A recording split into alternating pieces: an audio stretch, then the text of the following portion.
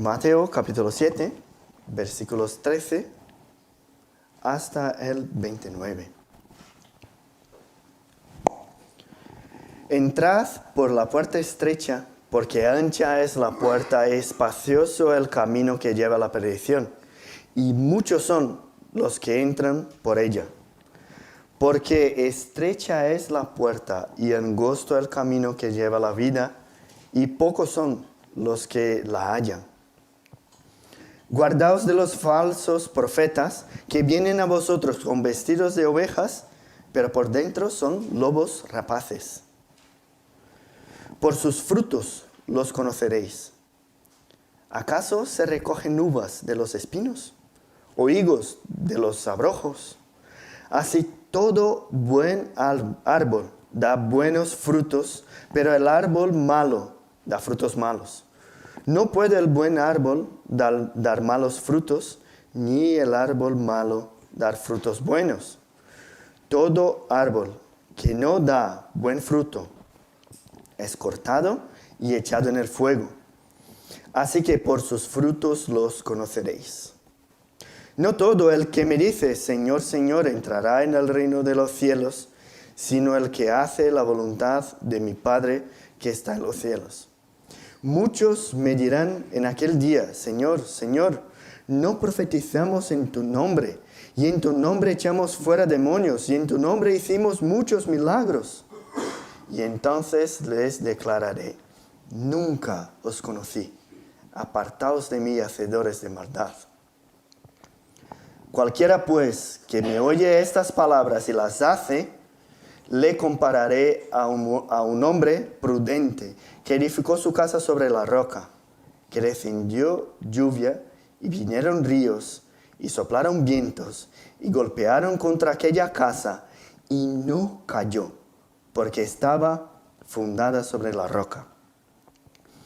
Pero cualquiera que me oye esas palabras y no las hace, le compararé a un hombre insensato que edificó su casa sobre la arena, y descendió lluvia, y vinieron ríos, y soplaron vientos, y dieron con ímpetu contra aquella casa, y cayó, y fue grande su ruina.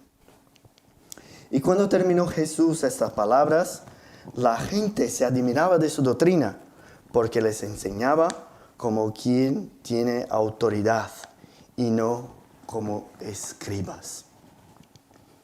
Hemos llegado al final del Sermón del Monte. Es nuestra última predicación. Termina aquí, al final del capítulo 7. Y os quiero presentar una situación hipotética. Pedro Sánchez, nuestro presidente, imaginaos, decide cambiar la ley de este país, pero no para eliminar el delito de sedición, como lo está haciendo, sino para favorecer la iglesia cristiana. Lo que él hace es una ley que, además de favorecer a la iglesia, da privilegios para aquellos que son cristianos, para nosotros, miembros de las iglesias. Imaginaos bien, qué cambio gigante eso causaría en la sociedad. Para algunos eso puede parecer muy bueno. Las iglesias se iban a llenar de personas. Seguramente nuestro local aquí sería pequeño para la cantidad de gente que vendría. Todos se quedarían con ganas de ser cristianos. Ya no habría dificultad en hablar del evangelio por la calle. Las películas cristianas empezarían a llenar los cines. Los posts en Instagram de la gente diciendo que es cristiana sería mucho más común. Y si nos acordamos bien, ha sido justo eso lo que ha pasado en la historia algunos siglos atrás. Más específicamente en el siglo IV, con el Imperio Romano bajo el liderazgo del emperador Constantino. Él había visto, supuestamente, en una visión, una cruz y una voz que le decía, con esta señal vas a ganar tus batallas. Eso pasó con Constantino. Después de esa visión, decidió que apoyaría el cristianismo y que ese sería el cemento, incluso para unificar todo el imperio. O sea, la persecución que había, que era muy fuerte, dejaría de existir, pues en 313 Constantino promulgó una ley que despenalizaba el cristianismo y empezó a dar posiciones de liderazgo en el imperio a gente que era cristiana. Incluso, más o menos, en esa fecha, el imperio devolvió los inmuebles de la iglesia cristiana. La iglesia dejó de pagar impuestos de sus inmuebles y también instituyeron el domingo como el día de descanso, que antes no era. Era un día normal y corriente de trabajo. Y el historiador, que se llama Justo González, nos explica que esas nuevas condiciones que pasaron ahí en el siglo IV no fueron igualmente recibidas por todos los cristianos. Un obispo, conocido en esta época, Eusebio de Cesarea, al mirar a estos hechos, veía todo como algo muy bueno. Sin embargo, a muchos les dolía ver el triste estado al que la vida cristiana había descendido. Y en una cita de este historiador, que se llama Justo González, dice algo que tiene relación con nuestro texto. Dice el siguiente: la puerta estrecha que Jesús había hablado se había vuelto tan ancha que las multitudes se apresuraban a pasar por ellas. Muchos en busca de posiciones y privilegios sin tener una idea del significado del bautismo o de la fe cristiana. Los obispos competían en pos de las posiciones de más prestigio. Los ricos y poderosos parecían dominar la vida de la iglesia. Mis hermanos, en este punto del Sermón del Monte, después de hablar de las características de los cristianos que hemos visto, la forma adecuada de interpretar la ley, del poder que encontramos en la oración y de cómo debemos actuar uno con los otros, Jesús hace el cambio más visible de este sermón. Ahora ya no va a hablar más de detalles en la conducta ética de un cristiano. Jesús lo que hace aquí es que concluye su sermón utilizando algunas parábolas para darnos avisos importantes, alertas, y lo hace por medio de contrastes. Su reto ahora es hacernos reflexionar sobre lo que parece, pero no lo es. Lo que parece, pero no lo es. Y cómo reconocer algo que parece bueno, pero no lo es. ¿Cuáles son los avisos que Cristo nos deja con estas parábolas? La primera parábola que vemos aquí es de las puertas, sus respectivos caminos y destinos. Y podemos acordarnos, como ya hicimos otra vez, de la historia de Alicia en el País de las Maravillas, que me encanta. Alicia llega a un punto de su vida que tiene que elegir qué camino debía tomar. Ella, con dudas, porque no sabía dónde debería seguir, hizo la pregunta al gato: ¿qué camino debo tomar? Y el gato le contesta: bueno, eso depende mucho del lugar a donde quieras ir. Si no sabes a dónde quieres ir, no importa qué camino sigas. Aquí Jesús nos enseña y nos describe nada más que dos caminos. Uno estrecho que eleva a la vida y el otro espacioso que lleva a la perdición. Y ese dicho de haber dos caminos ya era algo conocido del pueblo de Dios. Dice en Deuteronomio 11, 26 el siguiente: aquí yo pongo hoy delante de vosotros la bendición y la maldición, como hemos leído hace algunos minutos. Un poquito más adelante, en la historia del pueblo de Dios, encontramos la misma enseñanza. En Jeremías 21, versículo 8 dice el siguiente: y a este pueblo dirás, así ha dicho Jehová, he aquí pongo delante de vosotros camino de vida y camino de muerte. El camino que lleva a la vida, como dice nuestro texto, tiene una puerta estrecha. El camino es angosto, con poco espacio. Y no es nada popular. Hay pocas personas. Poquísimas personas que siguen por allí. En contraste a este, está el camino que lleva a la perdición. La puerta es ancha, el camino es espacioso y es un camino más popular. Hay mucha gente por allí.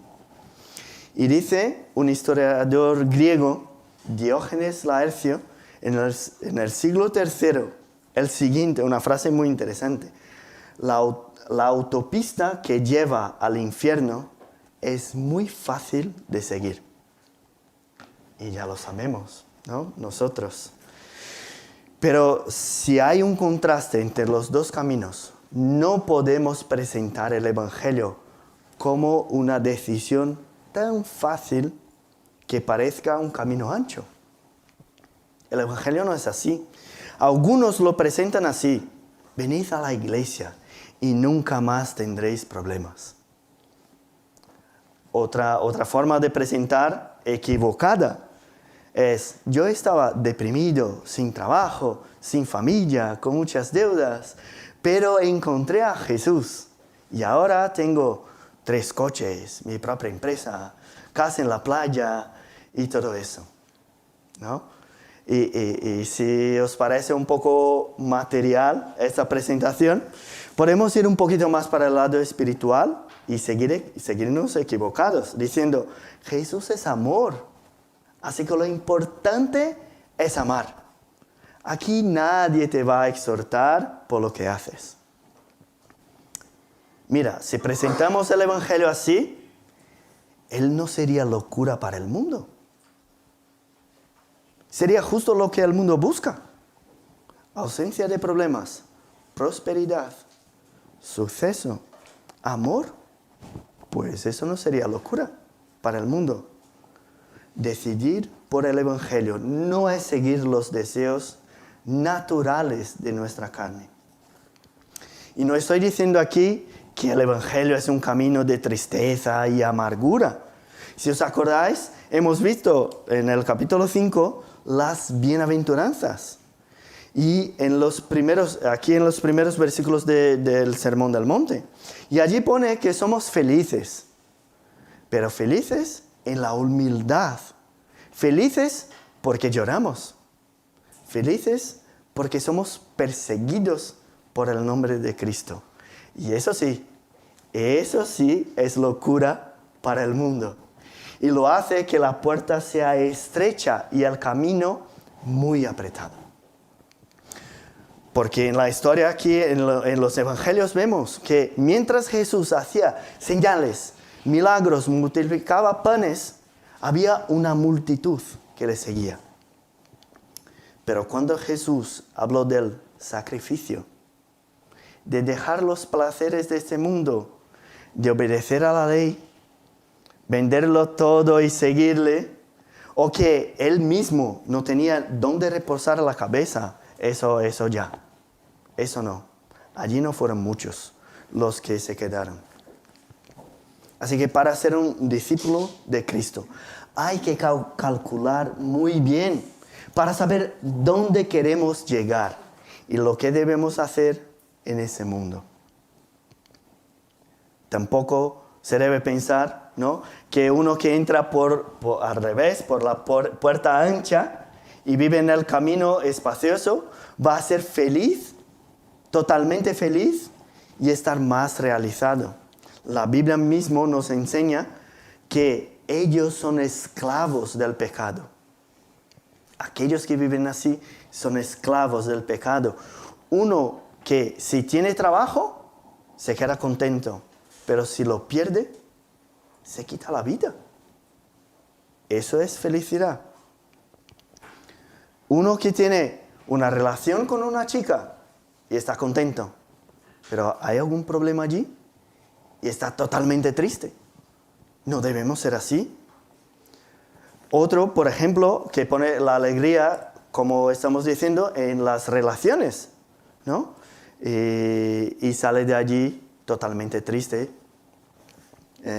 Si uno, por ejemplo, tiene dinero, lo que más quiere es conseguir más dinero. El otro que no tiene está frustrado porque no lo tiene. Los dos hacen de todo para ganárselo y para gastárselo también. Eso no es felicidad.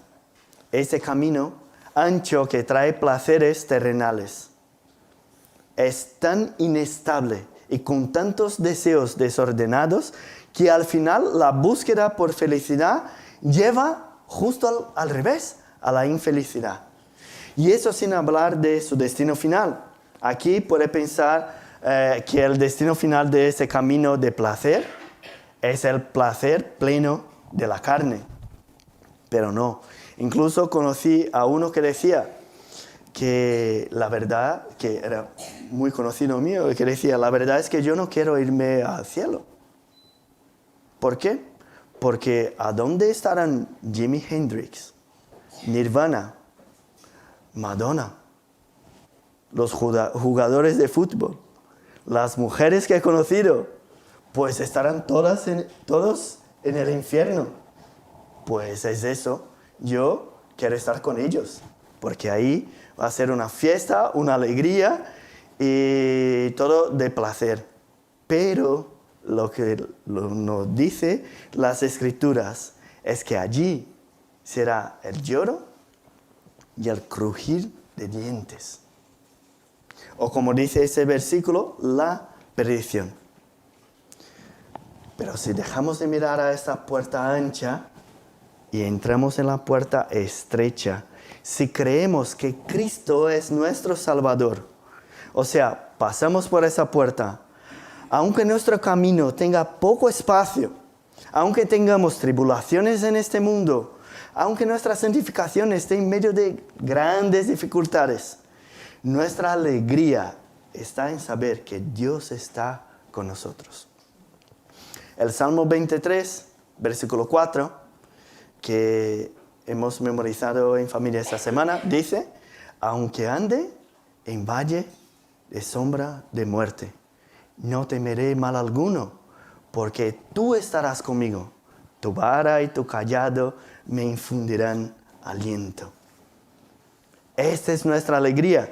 Por medio de Cristo, que es la puerta y es el camino, tenemos el privilegio de la presencia de Dios con nosotros. Incluso el apóstol Pablo en su carta a los Filipenses, capítulo 3, versículos 7 y 8, al mirar hacia el camino espacioso que caminaba antes de su conversión, él dijo el siguiente, pero cuántas cosas eran para mí ganancia, las he estimado como pérdida por amor de Cristo. Y ciertamente aún estimo todas las cosas como pérdida por la excelencia del conocimiento de Cristo Jesús, mi Señor, por amor del cual lo he perdido todo y lo tengo por basura para ganar a Cristo. Eso sí es el Evangelio. Eso sí es locura para los hombres. Gozo y salvación para aquellos que creen. Las Escrituras no ofrecen un evangelio fácil. Lo que ofrecen es un camino estrecho que lleva a la vida eterna. Mientras en la puerta ancha entras con todo lo que tienes, todo lo que eres y lo que hace falta, y no hace falta cambiar nada, en la puerta estrecha dejamos para atrás nuestro egoísmo, dejamos la justicia propia, dejamos la soberbia, dejamos nuestra voluntad propia para seguir a la de Cristo. No hay 3 caminos, solo hay 2 caminos. Y si tú no estás en el camino estrecho, buscando la voluntad del Señor, entonces seguramente estás en el camino espacioso, haciendo tu propia voluntad. El problema es que uno lleva a la vida y el otro a la perdición.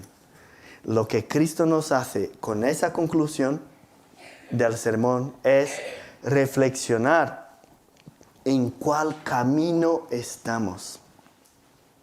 Lo que buscas, tu búsqueda es por tu propia felicidad. Tu búsqueda es por placeres. Lo que quieres es el éxito en este mundo.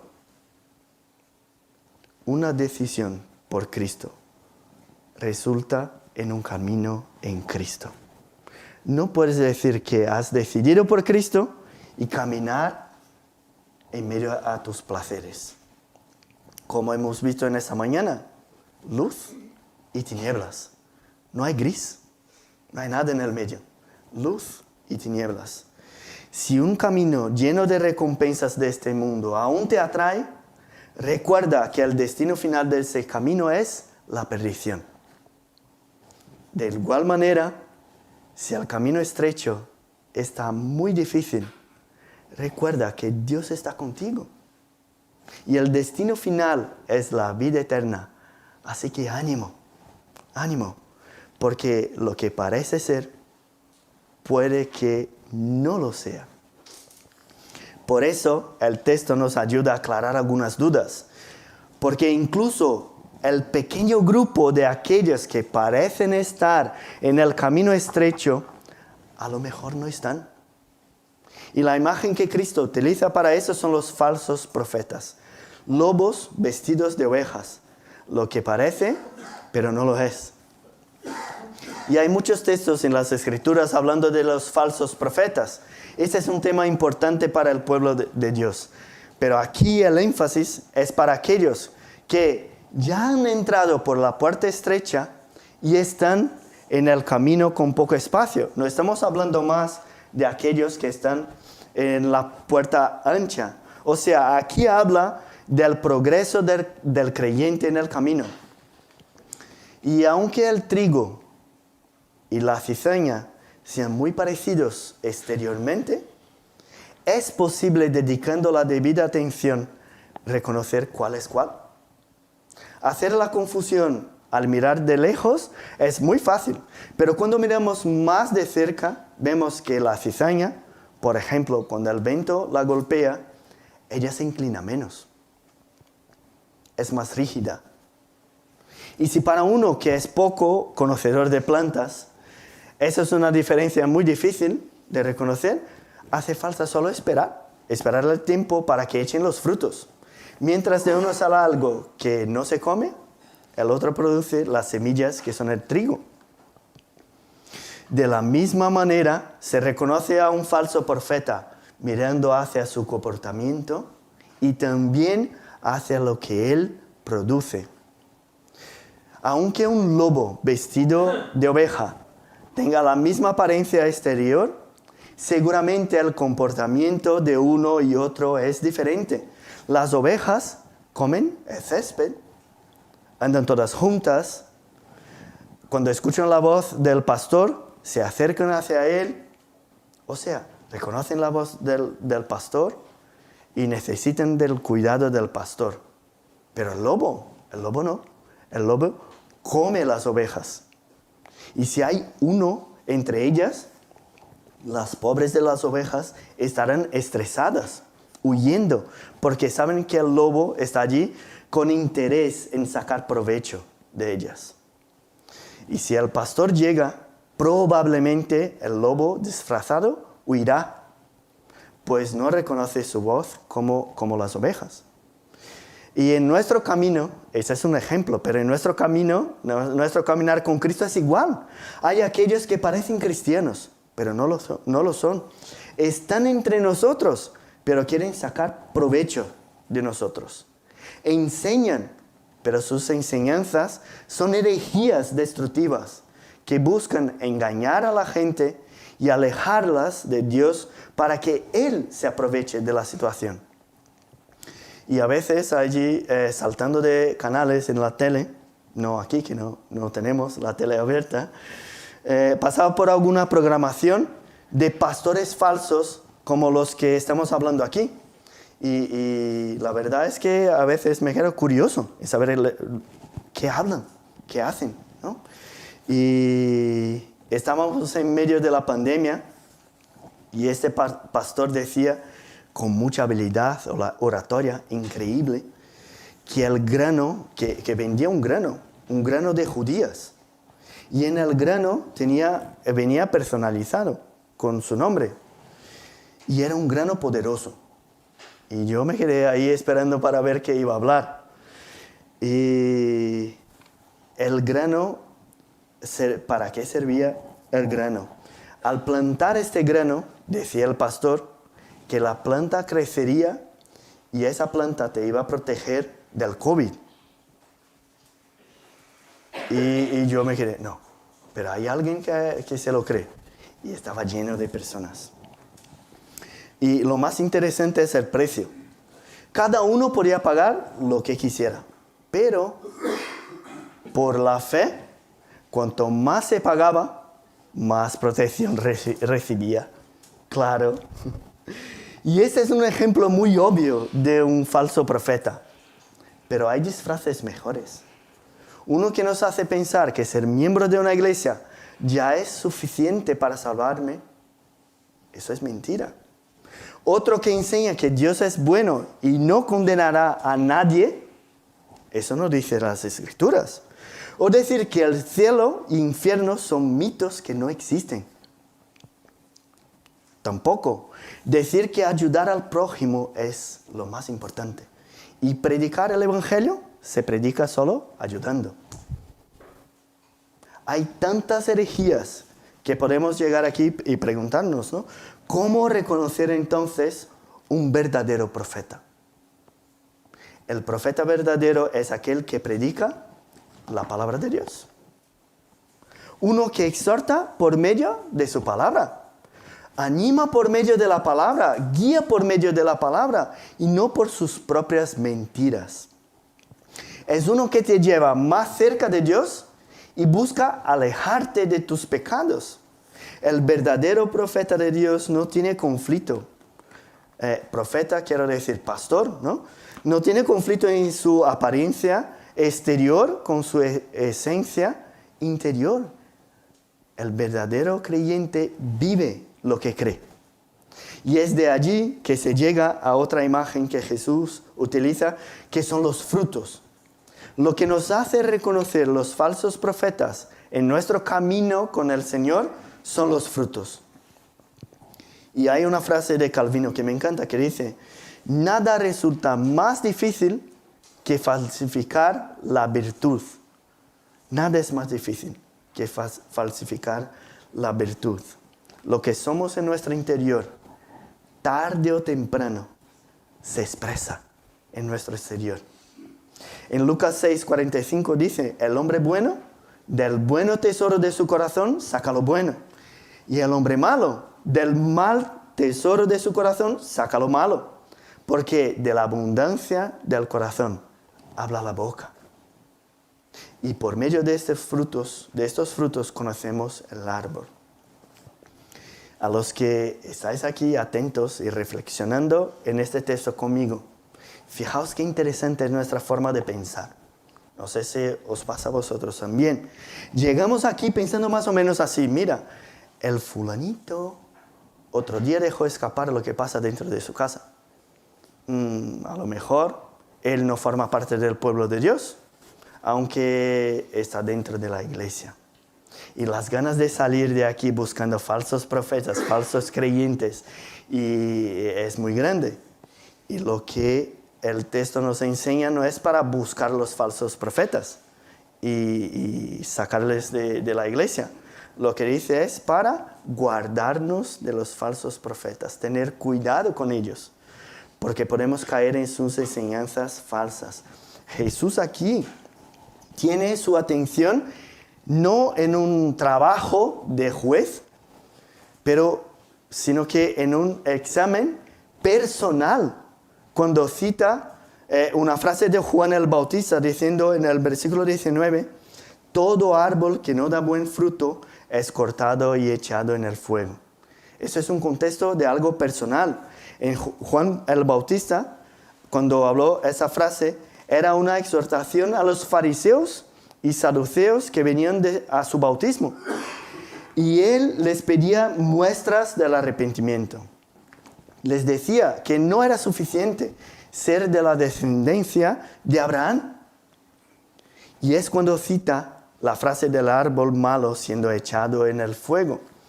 Juan el Bautista reconoce que Jesús es aquel que recogerá su trigo y quemará la paja, no nosotros.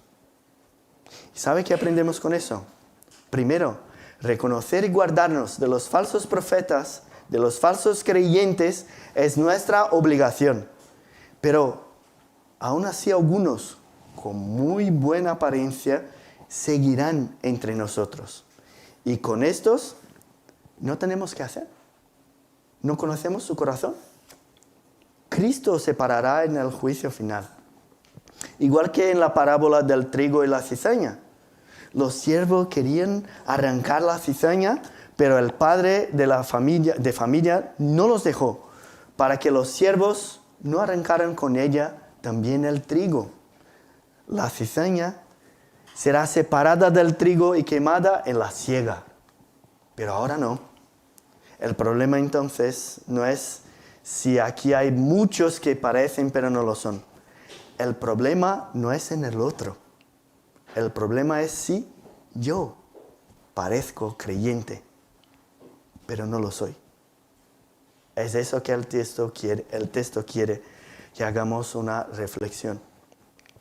Después de todo el contenido del Sermón del Monte, Jesús enseña a sus apóstoles y a nosotros hoy que mientras caminamos es importante evaluarnos para asegurarnos que estamos en el camino cierto. ¿Cuáles son tus frutos? Reconoce en tus actitudes que estás en el camino hacia la vida. Si solo hay dos puertas con sus dos caminos, ¿en cuál de ellos estás? ¿Cómo hacer para descubrir si estoy en el camino que lleva a la vida y no a la perdición? Si el texto terminase aquí, al final del versículo 23, yo me quedaría con la idea de los frutos en la cabeza. Y podría caer en el error de que mi preocupación debe ser principalmente con lo que hago, con mi exterior. Pero Jesús deja de hablar ahora, en el versículo 24, deja de hablar de la puerta o del camino. Y en estos últimos versículos nos hace viajar hacia el futuro. El versículo 22 dice, en aquel día. Entonces, esta última parte empieza en el versículo 21. En aquel día. ¿Qué día es este? Este día es el juicio final. Cuando la cizaña será separada y quemada. Cuando los verdaderos hijos de Dios serán recibidos con cuerpo regenerado ahí en los cielos. En esta última escena de la historia de la humanidad en esta tierra, es para donde Jesús nos lleva en estos últimos versículos.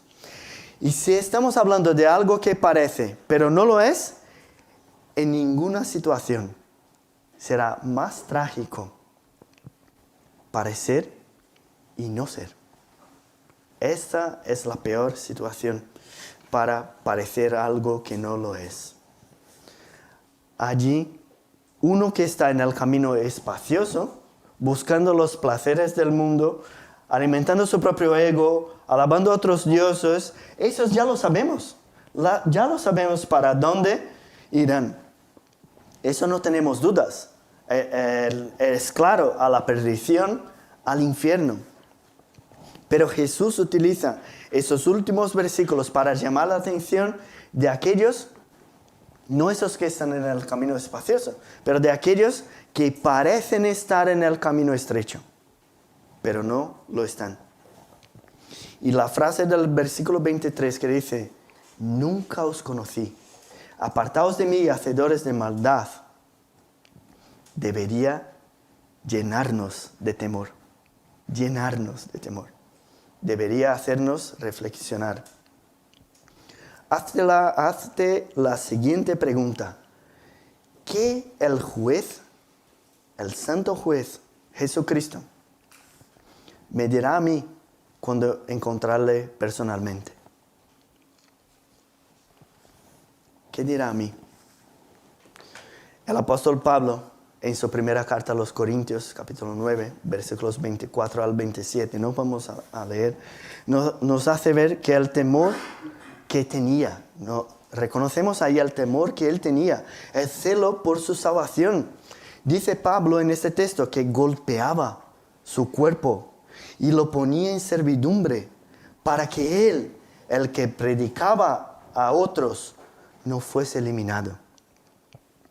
Sabemos que no somos salvos por nuestros méritos, por lo mucho que me esfuerce, pero si en ti no hay esta preocupación en santificarte, en asegurarte de que andas en este camino estrecho, Dios te alerta hoy. Puede que escuches esta frase: no te conozco. Muy dura esta frase. Estos dos últimos párrafos también hacen un contraste entre dos tipos diferentes de personas. En el primer párrafo, el contraste es entre aquellos que simplemente hablan y los que hacen la voluntad del Padre.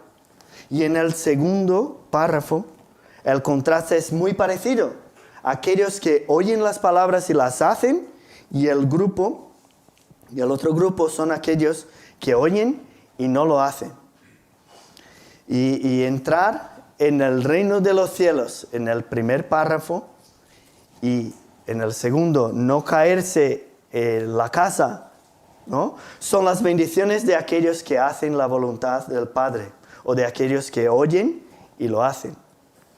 Y la alerta aquí que Cristo nos enseña es que todo el éxito alcanzado a los ojos de otros, uno a los otros aquí, e incluso a nuestros propios ojos, no pueden engañar al juez.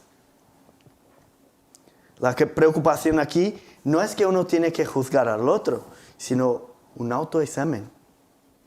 Aquí estamos hablando de introspección, de buscar dentro de mi corazón a quién obedezco.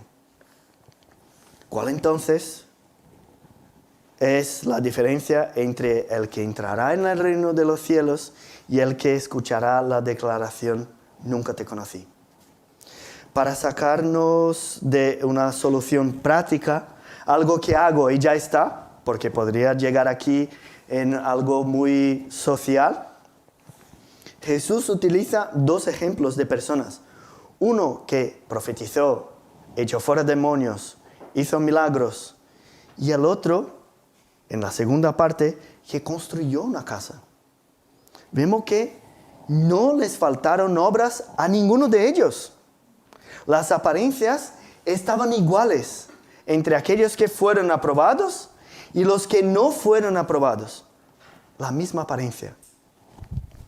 O sea, Jesús no cuestiona las obras de ninguno de ellos. Y si recordamos, por ejemplo, de la participación de Judas Iscariotes, él fue uno de los comisionados por Cristo para sanar enfermos y echar fuera demonios. Y probablemente lo hizo. Sin embargo, vendió su lealtad por dinero y se suicidó. Demas, el compañero de ministerio del apóstol Pablo, ¿no? ¿Cuántas obras maravillosas no hizo al lado de Pablo?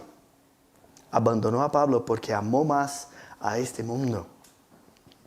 La condenación no fue por no hacer obras, sino por no vivir lo que se predicaba.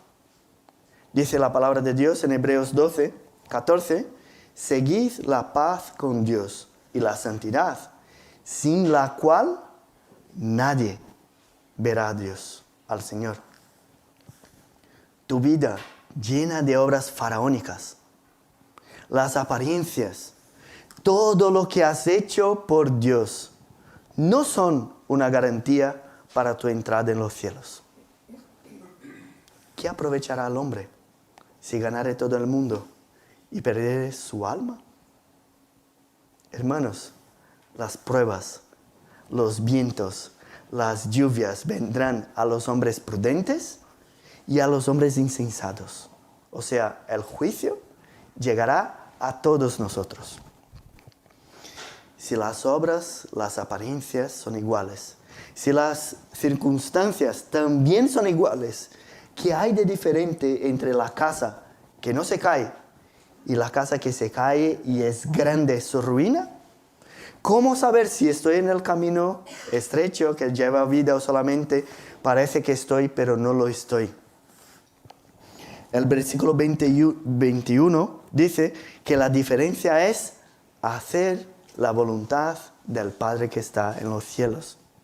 El versículo 24 dice que la diferencia es edificar la casa sobre la roca. Oír y practicar la palabra de Cristo es la diferencia. La fundación de la casa, la base, es el secreto. No estamos hablando de uno que no tiene frutos, de uno que no demuestra una vida de arrepentimiento. Estamos hablando de aquellos que ya tienen un exterior que se parece a un discípulo de Cristo. Si miramos solamente hacia las conductas, puede que no haya diferencia entre uno que cree en Cristo y el otro que no cree. La casa puede que sea igual. Pensando en algo exterior, la cantidad de personas que ayudo, el cuidado que tengo con la naturaleza, la forma de relacionarse con los demás, mis predicaciones como pastor. Todo eso puede que sea igual. Y a veces nos llama la atención incluso el testimonio de personas no creyentes. Hacen todo como deberíamos hacer nosotros, los creyentes.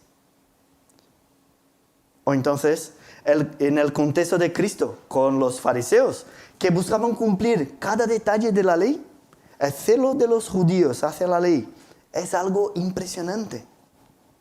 Lo que debemos hacer entonces nosotros, ¿dejar el celo por la ley? De ninguna manera.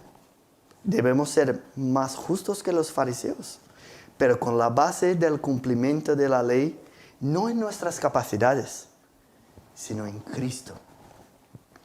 Debemos dejar de expresar nuestra fe por medio de las obras, porque solamente las obras nos salvan. Claro que no, porque la fe sin obras está muerta. Lo que pasa es que si la base de mi fe, si la base de mis obras, la base de mi esfuerzo por obedecer la palabra de Dios no está en Cristo, no vale para nada. Son como la casa construida sobre la arena. ¿Cuáles son tus motivaciones? ¿Hago muchas obras sociales por lo majo que soy? ¿O porque he recibido tanto amor de Dios que ahora lo comparto con los que necesitan? ¿Cumplo la ley porque soy muy correcto o porque la gracia de Cristo me capacita para hacerlo? ¿Predico la palabra de Dios porque he estudiado mucho y conozco mucho del contenido que predico? ¿O soy predicador porque el Espíritu Santo me ha capacitado para esta tarea? ¿Cuál es la base para todo lo que haces? ¿Cuál es el mérito de todos tus hechos? Eso es lo que Jesús quiere que hagamos. Esta reflexión es que Jesús quiere que hagamos al final de su sermón. Entonces, concluyendo ese sermón y todo el sermón del monte, vemos que Cristo empieza hablando de las características de un verdadero cristiano, un verdadero discípulo suyo, de cómo esos discípulos actúan en el mundo. Después enseña la verdadera comprensión de la ley y nos dice que uno que se enoja de su hermano será culpable de juicio por haber matado, por ejemplo. Habla de la práctica del cristiano por medio de la limosna, la oración y el ayuno corrige nuestra mirada, que no debe estar hacia los tesoros de la tierra que los ladrones roban, la polilla y el orín corrompen, sino los del cielo, que son incorruptibles. Y antes de nuestro texto de hoy, que nos enseña cómo tendremos poder para hacer todo eso, que es por medio de la oración. Pedid y se os dará, buscad y hallaréis, llamad y se os abrirá. Dependemos, mis hermanos, de nuestro Padre Celestial para todo. Así que debemos pedir que nos capacite para obedecer con alegría sus mandamientos. Y para concluir el sermón, Jesús nos hace un contraste entre dos puertas, dos caminos, dos árboles, dos constructores. Y al final, la autoridad de Cristo es reconocida en los dos últimos versículos entre los que estaban allí, porque habla de lo que vive, habla de lo que está dentro. Si tú todavía estás en el camino ancho de placeres terrenales, de hacer tu propia voluntad, de no seguir la ley de Dios sino la tuya, hoy todavía es tiempo oportuno para entrar por la puerta estrecha que es Cristo, porque solo Él puede salvarte. Y su salvación es un camino poco popular, estrecho. Y de hecho son decisiones difíciles que debemos tomar. Negarnos a nosotros mismos no es fácil. Tomar nuestra cruz, matar el viejo hombre. No, es difícil, estrecho. Pero el Evangelio según Lucas, al hablar del mismo tema, nos recuerda un detalle importante. Dice allí, Lucas 13, 24 y 25, hablando del mismo texto del Sermón del Monte, dice allí que cuando la puerta estuviere cerrada, muchos intentarán entrar, pero no habrá más formas. Cristo es el único camino que lleva a la vida, pero esa puerta no se quedará abierta todo el tiempo.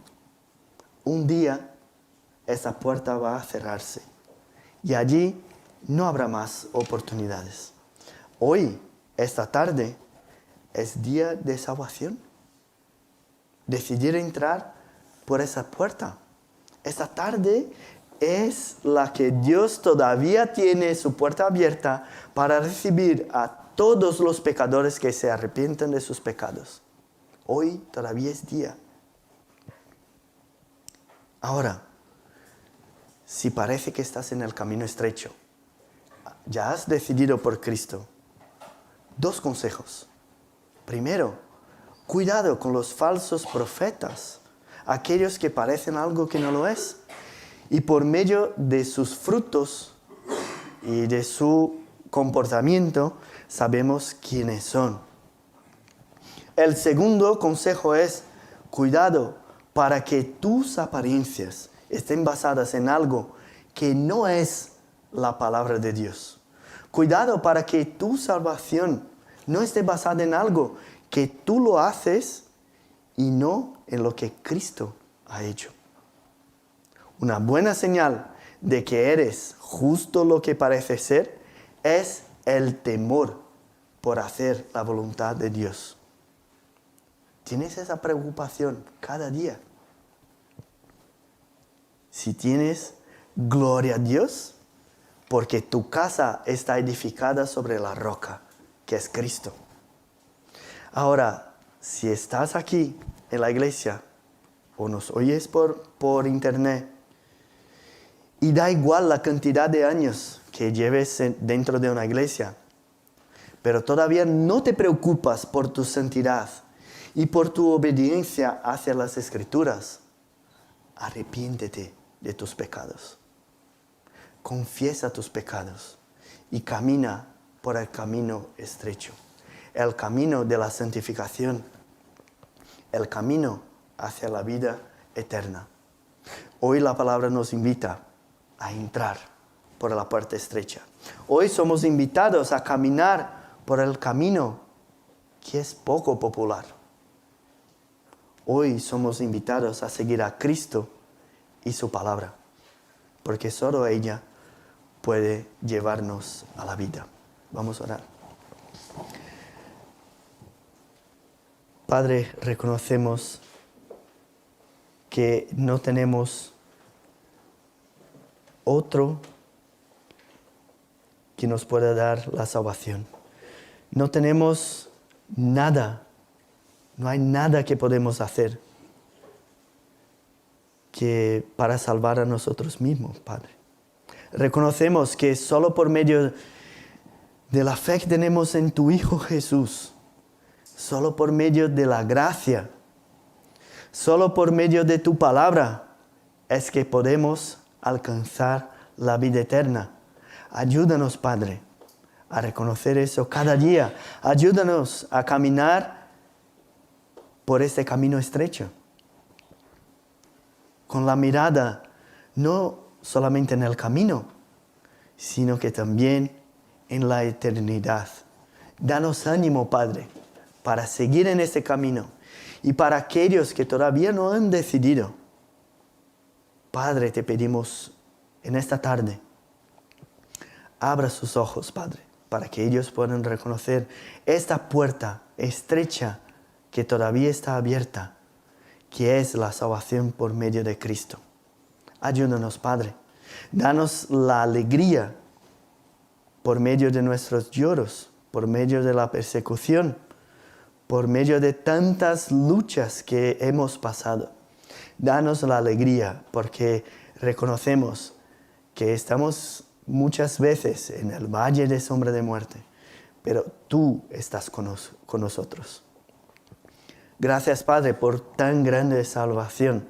Gracias, Padre, por tu palabra, por el ánimo que nos da. Y te pedimos, Padre, por aquellos que son de nuestra familia, que todavía no han decidido por esta salvación, por la única salvación, por nuestros vecinos, por nuestros conocidos, aquellos que estamos compartiendo el Evangelio. Abra sus ojos, Padre, para que ellos puedan ver la alegría que es caminar en medio de este camino contigo. En el nombre de Jesús que oramos. Amén.